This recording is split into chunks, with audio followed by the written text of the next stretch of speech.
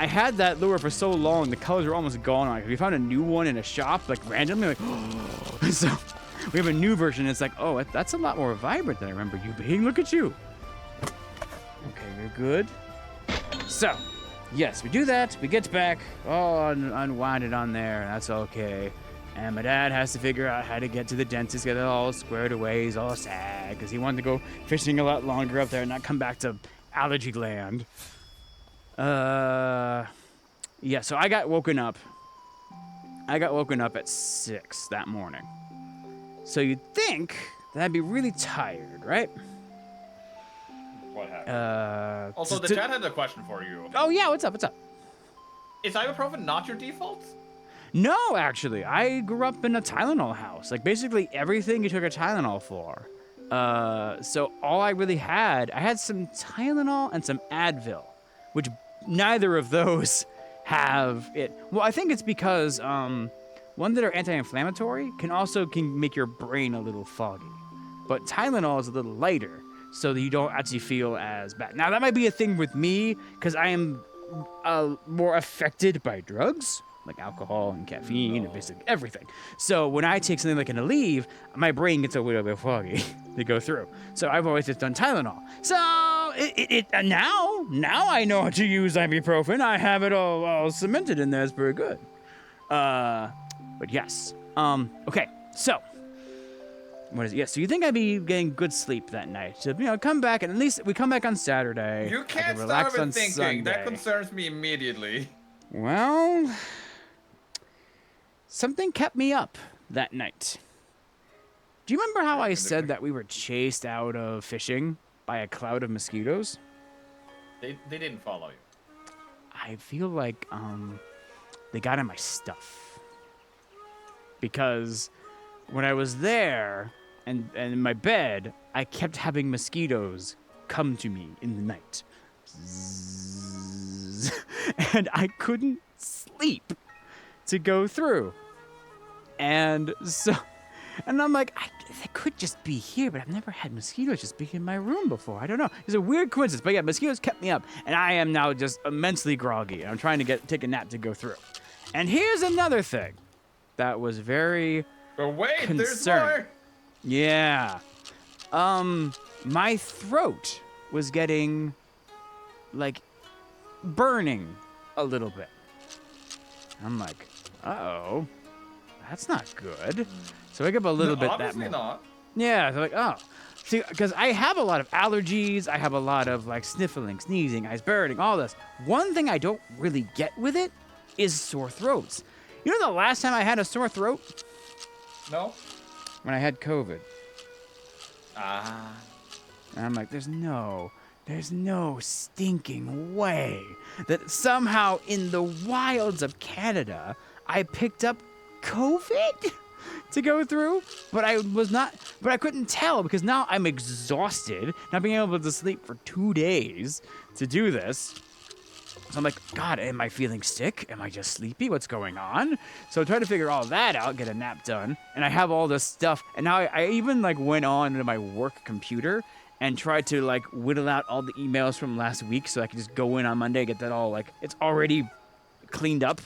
Because I also know that one of my coworkers is gone on Monday, or that Monday, so I'm like, uh-oh, figure that out. So,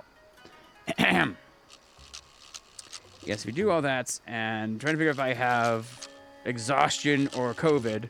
And this is the day that we played Night Raid Elden Ring. We did that. I was able to lay down. I think I got like a 45-minute nap, I think. But I was sitting there thinking like, oh God, should I cancel today and just rest to go through? I do really want to play though. Maybe I'll be okay. Yeah. I was not okay. Oh my God, I was so tired going through on that. And then as the day was going forward and further, my throat was hurting more and more as we're doing this. And I realized that it had been happening on Saturday morning. I'm like, oh, what is this? Now, it's not a lot. It's not to, like, COVID pain yet. But it was to the point that night, I took a COVID test to see. 'Cause I'm like, oh God, what if I have COVID and my dad has to go get this surgery? Will they deny him? Like, does he go and risk being exposed to COVID and going to the dentist? Like, what do we do in that situation? Thankfully, it was negative. Now I'm sitting there worried, like, okay, I hope I did it right, so it's not a false negative, that kind of thing. So you do it again. So they're like, ugh. No, I didn't do it. I was gonna wait till the next morning and see if I felt worse. I woke up and we're gonna go through. And you did. No, I felt about the same. About the same, I would say, but like kind of pre-sick, but not sick. Yeah, to go through. But I did over the week get sicker. And I think I've gotten some kind of a cold to go through. And yeah, so both Lunar and I during Art Academy we were feeling ill. We were talking about that one there. And then during Zeltsaroon, I was actually on cold medicine because I was so tired. But I knew everyone was so excited for Delta, and I'm like, I can't cancel it. Like, and Lunar was also feeling bad, and they had pushed themselves to go. And they're like, there's no way I'm not gonna go to Delta. And I'm like, yeah, me too. You know what I was not prepared for, Sabs? Being Ralsei? Well, that auto-scrolling text. I'm like, okay, it'll be fine. It's a voice acting. I'll just have my lines come up and I'll read them. It'll be okay. And I was just sitting there in like a cold medicine stupor, trying to keep up. Oh, and I think honestly that's why I sang that song so well, because my brain was already so mush. We're changing the lyrics. Oh, anyway. Oh, I just stared at the song like, what the fuck is he sing? Oh no. Yeah, right. So today I have felt the best, but oh my God, it has been so bad coming back to work. 'Cause I had to get my work caught back up again, but I'm not feeling well, and I'm going through that one. I am so looking forward to this weekend. I'm also very glad that we get Juneteenth off, which is today. We get to go through and get to relax and do things. So, but I could really use a vacation after that vacation. That's gonna be fine. It'll be fine. Yeah. A nice little weekend. And not next week, but the week after is July the 4th. So that's going to be a weekend as well. A long weekend. I also got to learn that I don't have work next Sunday, which I thought I did, but I don't. Oh, okay. So I have Sunday open suddenly. Ooh, next week. Cool. We can finally bring back the Pokemon. Let's see. Yeah, we need to ask Cam. Oh, yeah, that was squared away. So good. Right now. Did I forget anything?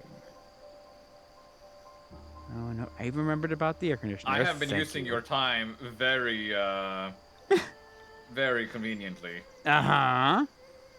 So, you have to leave at around, like, 8, right? Yes. It's 5 o'clock. Holy crap. Yeah. Funny you say that, Lumi. I had an idea for after Jay had to go. Oh, what's that? I've been setting up my other, like, backup Bravely Default teams. So I was gonna that be was like your ready to main jump over. thing. Ah, I see. I should get another sip, actually. Oh, well, I'm glad to have that for you. Because, again, I appreciate your help with these ones, because it's fun to do it in VR. Do all that one, but, oh my God, it's so hard to steer this whole ship. Alright, yeah. Yeah, because today my niece randomly visited, too, this morning. And I'm like, oh, that's cool. I'm like, shoot, but I definitely need to have time to set up, which thankfully we found time to set up to get everything all ready to go with all the sound devices and such. Thankfully because of the delay, you know? Oh, what's that? The delay worked in our favor. I would not have food ready in time if you didn't delay by 1 hour. Okay, good, yes. But anyway, I guess the trip. Thankfully, yeah, it's been another good addition to going to Canada with my dad, and lots of good memories on there. And now he gets to have a lot of fun making downstairs. Well, have fun with YouTube. He's deep in the struggle of trying to grow on YouTube. So he put out 2 episodes in the same day, hours apart. One got 70 views and one got 15. And he just can't wrap his head around why. Why would one Right. go so far but not the other one? But it's just, YouTube algorithm, who watched it, how long, and get it momentum to go through. So he was talking about that this morning, so he still has to worry about those things on there. But what is nice is, man, he almost quit doing YouTube. I think it was 2 years ago? I think? Because he was using a GoPro. Ah. And that was the GoPro that we used to Jersey Devil hunt with during the get-together. And I just had it. But through Internet many... moment. Oh, I see. I will catch this fish then. Yeah. I'm gonna stay here until then. I have to leave for a little bit, but I can wait until. Oh, it's your he dad's gets time. back. Okay. No, I haven't gotten that message. It's more just idle meeting time. Idle meeting time? Oh, okay, gotcha. Nature calls. Oh, I thought you meant like VTuber. I'm like, which VTuber are you meeting with? Like, good on you, but what did you do? Oh, you know. Are there any Norwegian VTubers? I'm not big for my getting to know. Okay. We need like a Norwegian division. Well, Jay, obviously there's some big Norwegian VTubers. You're right. How could I insult you so? How am I moving? Okay, we are reviving now, Okay, yay! which means Okay, have fun, Saps. Okay, so yeah, sorry if I do it as always on that one there. But yes, so yeah, my dad's been working with YouTube and learning. Wait, what's that? It's dipping again. I see. It's 250. Okay, 0. Oh wait. Hi YouTube. Made it this far. Thank you for listening to my stories as I go through on there. It's always fun to do these ones on here. Hopefully one day this internet thing will find a solution. Oh, Okay, it's coming back. Oh. 312, 318. Okay. Hello? Hello? it seems good now. Okay, I'm not gonna scream this time so I don't scare away the internet. Okay, thank you. Appreciate it. Anyway, as I was saying was, my dad working with YouTube learning on that one, but one thing that he has said to me is just how happy he is with I think I told the story a while ago. I'm not sure I remember these ones here, but from previous stories, I ordered my dad a rare action camera made by Sony. They're only one they ever made. And I had to order from Japan and hope they were a valid seller from Japan to send it all the way here, and then also to have someone build a longer version of a motorcycle helmet button.